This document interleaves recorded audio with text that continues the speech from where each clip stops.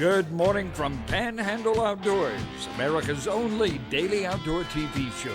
Your source for fishing, hunting, and information for folks who enjoy the great outdoors. Now sit back, relax. It's Panhandle Outdoors. Good morning, folks. Welcome to Panhandle Outdoors. I'm Winston Chester. I'm glad you're here this morning. We've got a great show lined up, but first, our weather brought to us by Haney Technical Center at the corner of Baldwin Road and Highway 77. Let's see, our number is 767-5500. Now, today's weather is going to be high of 85 and low of 75. Interesting enough, that's that same 10-degree difference, but it is a couple of degrees cooler than it was the last couple of weeks. Water temperature remains at 87.6 to be exact. So, river reading brought to us by Sandhill Seafood. Looking on the chart here, it's interesting looking at the Apalachicola Bluntstown. It's all the way up to 9.1. Looking at that a second now, if you look back, it took that jump unexpectedly. On Friday, it went almost straight up. And anytime you see that, that's not nature. That's man doing that at the Jim Woodruff Dam. They just opening those gates and letting it go. And that's why they did that. They did about a day earlier. And the only way you can know that, you can get a Chattahoochee Dam reading, and it can tell you they're doing it, but it's hard to anticipate it because I don't think they let a lot of people know about it until it happens. So be aware of that. A lot of old timers know that, and they expect the unexpected at times. When they just start seeing it go up like that, they know what happened. All right, the Choctawhatchee-Caryville, it's really calm and level. It's at a 4.2. Really good fishing I've heard last couple of days on the river readings over there. Good fishing on the Choctawhatchee. Tide chart brought to us by Kent Forest Lawn. Good tides today. We have a high tide at 11:34 this morning, a low tide at 9:03 tonight. And the rain now is going to be, about a 70% chance of rain, of these thunderstorms just popping up all over the place. Now, they're going to last a long time. There's going to be some heavy rains and a lot of lightning in the morning and in the afternoon, so be aware of that. Marine forecast be south-southwest at 11. That's pretty strong for a August day. All right, or actually, this is the last day of July, so it's interesting. Let's take a break. We'll be right back.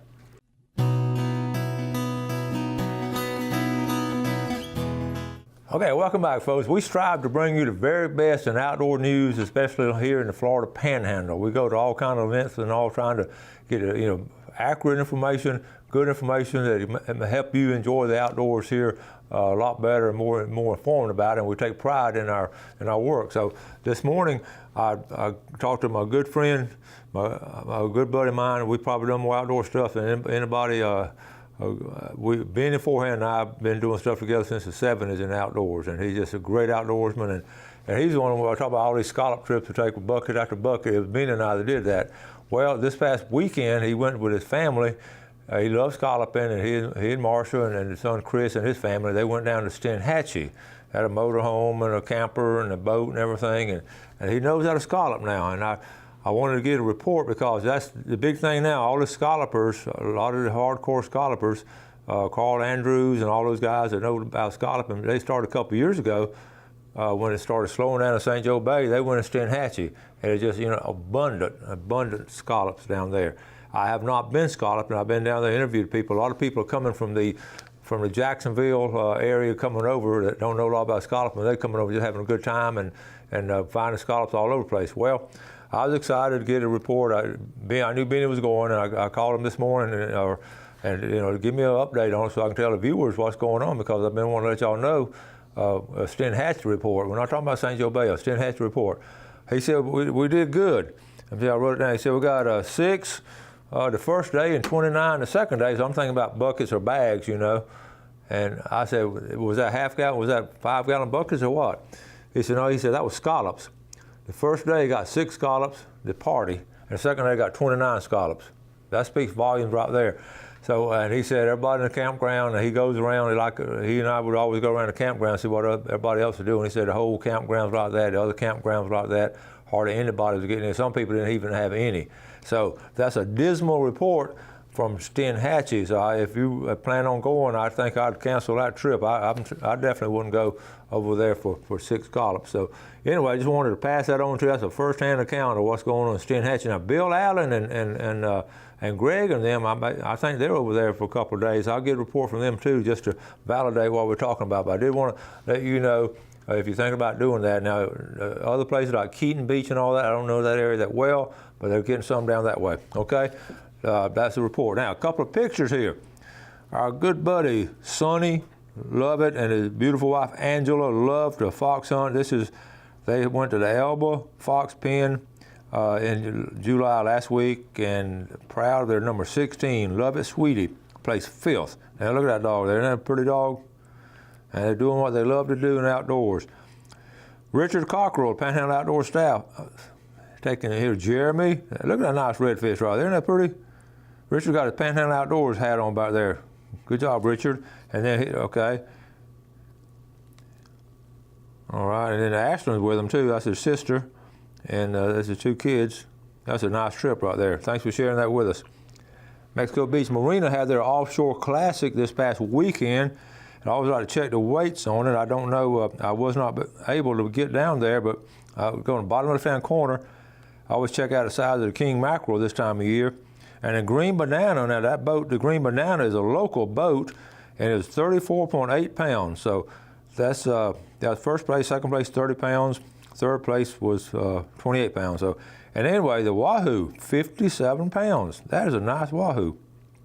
So congratulations to the Offshore Classic, getting all that done down there. And that's a good, I like to look at it because we're getting ready to go down to Carabel. A lot of times it's reflective of the size of kings in the area. So that's a very catchable fish right there. I want to go past this report on to you by Mitch Coleman. He's sending in, I got it, his snapper clothes with plenty of options till August of 1. Downsize the tackle. You do want to downsize when you're going down to smaller. And he's using a 20-pound fluorocarbon leader and a small egg sinkers and a 3/0 hook. And cut cigar minnows. That's the basic fishing 101 right there. So thank you, Captain Mitch Coleman of the Florida Days right there.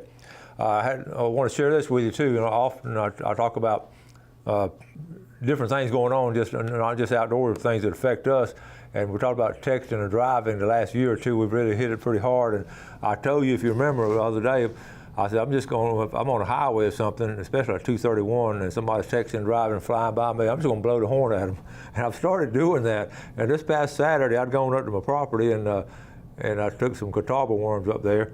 And it was really funny because on the way back, it gets about after 11 o'clock, it's too hard to work around. I always go up there and do all kind of work and, clearing areas and all kind of, I always find something to do. But I was coming back, and 2 cars, one on the north side of Youngstown, the other was south of Youngstown, flew by me. And at first it was a guy texting like this and everything, and he just flew right by me. I blew the horn, he just put it down like that. It was like, but the funny one was this, when I got on south of Bluntstown, same situation, same scenario. This car come flying up by me, and it was a girl, and she was just like this, texting, just like, and I blew the horn real loud at her. I sort of, and she jumped and she just put it down. It was like a little kid, you get onto a kid and they just put it down like that. And she put it down, put both hands on it, and it was funny. They never saw it, they never looked at my, they were all past me, but I blew the horn.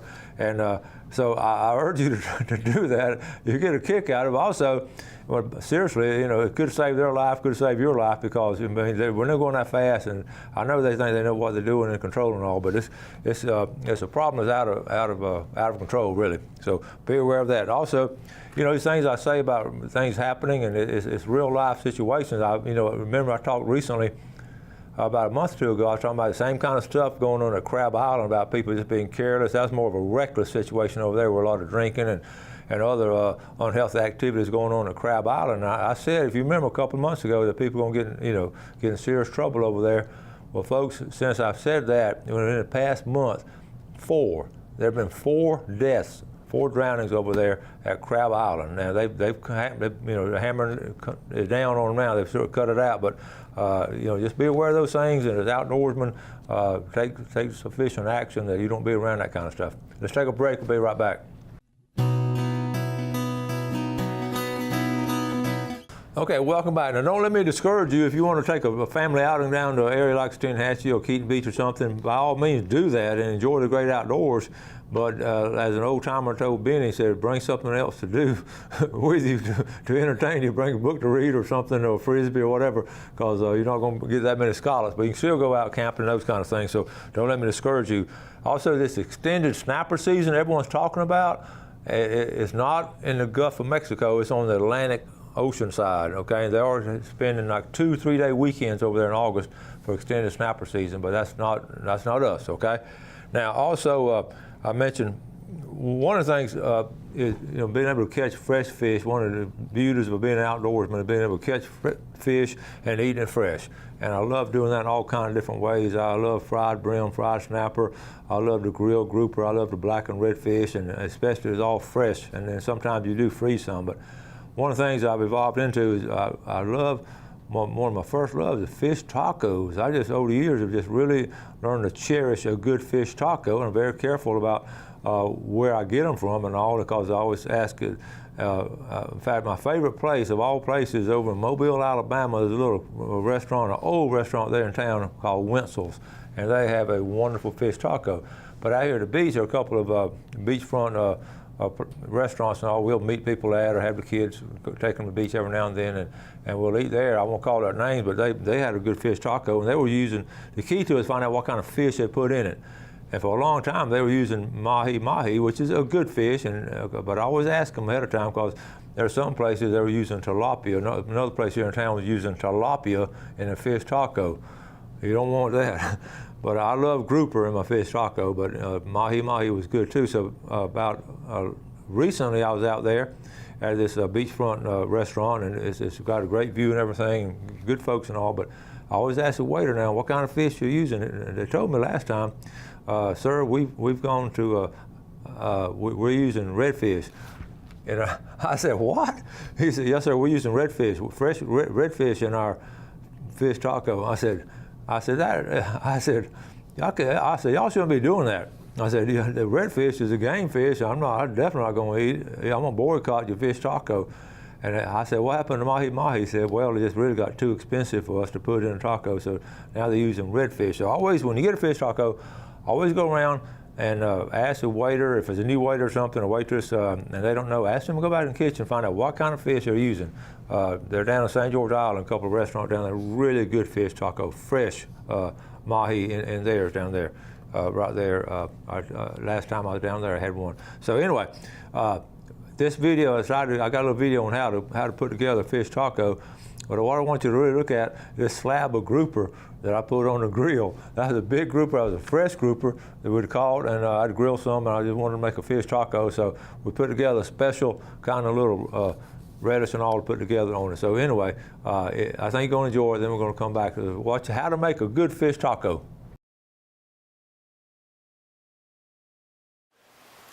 All right, first thing we're starting with is a citrus salsa. And the first thing we put in there, this is the sort of the meat of 2 oranges. Okay, now the next thing we add are limes. So you can get 1 big one or 2 small ones here. And we got 2 small ones because that's what they had in the grocery store. We add this to this second stage of the salsa. Okay, then after that, the next thing you do is just chop up both of those together. All right, next we're taking the seeds out of the tomatoes, okay?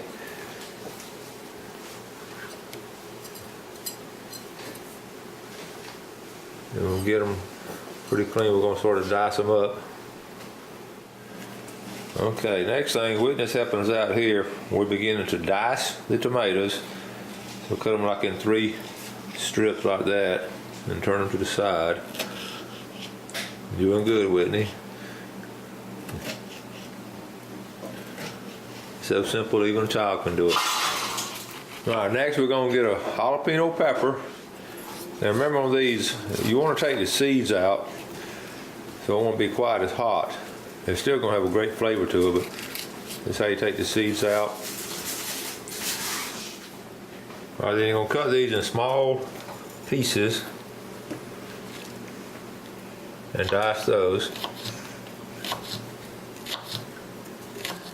Okay, next thing we're going to take some spring onions, and we're going to cut them in little pieces on the white part and the green part.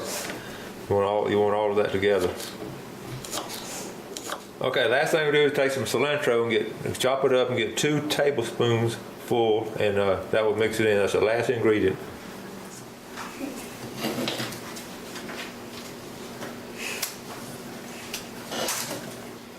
Okay, Wendy, we're just sort of family affair, so tell us what you're doing on this stage. All right, I'm making what we're gonna coat the fillets with. So this is a 1/4 cup of all-purpose flour, a tablespoon of chili powder, and I'm adding a teaspoon of seasoned salt and a teaspoon of pepper. And then we're gonna mix it up really good and coat the fillets with that. Okay, this goes on the fillets. Yes. All right. Okay, you can see I have a big slab of grouper, and what we're doing, we're just cutting it in little chunks here. We're getting ready to grill it. Okay, next we are taking this mixture here and just sprinkling it on the fillets.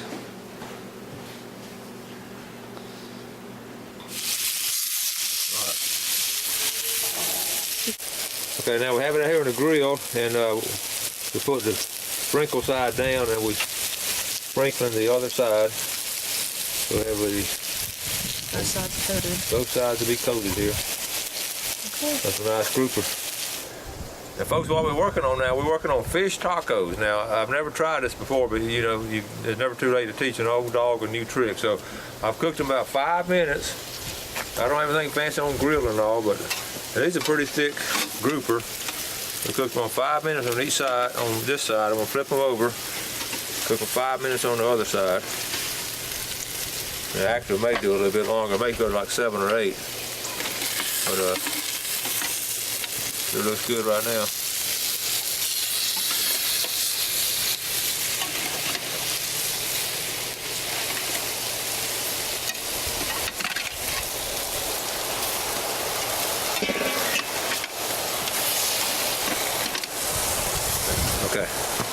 Okay, we did about 7 minutes on each side, and I flipped it over. So look, we're gonna take them up now. You can see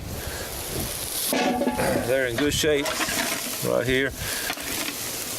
Man, that's fresh grouper, folks.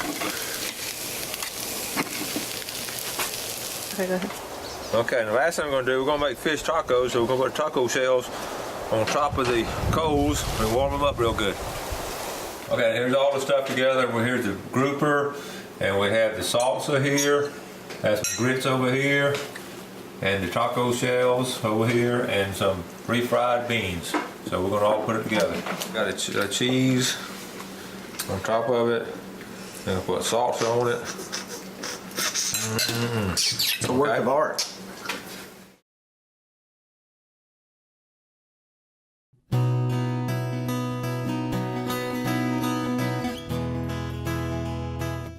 Okay, welcome back. Hope you enjoyed that. You see the size of that grouper. Well, that was a healthy grouper, wasn't it? And now the big thing, I want you to be aware that you don't have to spend that much time making up radish, cutting it up. We just had a lot of time when it was around, and we just played around with it, and it was delicious.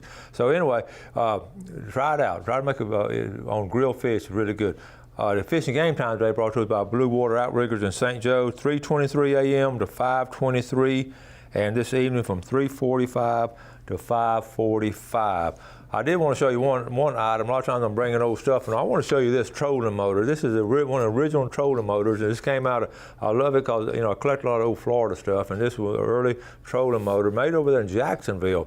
And you think you're winding around all, but what you do, you just push it back and forth like that, and that's what we do it. You don't, okay, you just go back and forth like that. And I got it at old tackle show, and it's in my garage, but I just want to come share with you. This is brass down here. This is really, really cool. That's the original trolling motor, and whoever invented that, if they could see how the trolling motors are today, they would just be fascinated by the technology, what you can do with them now. But that's how they all started. And I started, of course, in Florida with little ponds and the lakes and bass fishing. I want to go to, I want to end on a sad note.